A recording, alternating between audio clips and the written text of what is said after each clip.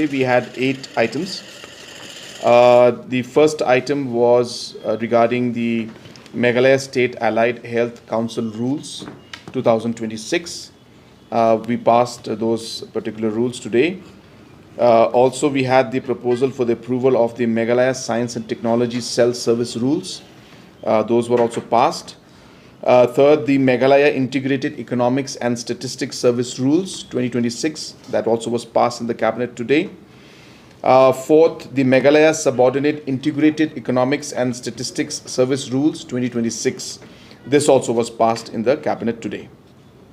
Apart from these service rules and rules of the specific relevant sections, we had reduced our VAT rate on methane gas as compressed natural gas CNG from 14.5% to 5%, in line with what other states also are doing. And this is being done, of course, to create a competitive environment so that we will be able to attract different agencies to come and set up their base out here.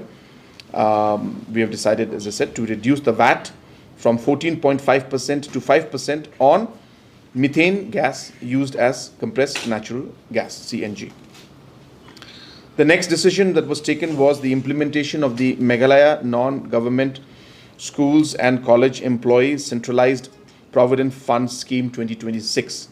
As you are aware that a large number of non-government schools and colleges employees, based on the act, the relevant act, certain contributions were being made, but government did not have a proper scheme to implement this particular contribution.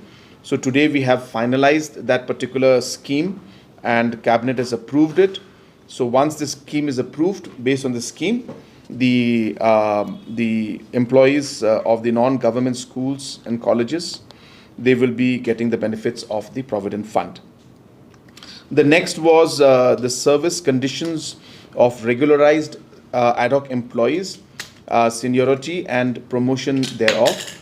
So as you recall that we had regularized the ad hoc appointments pre-2007, and therefore after that, of course, a lot of them also had to go for, they were promoted also.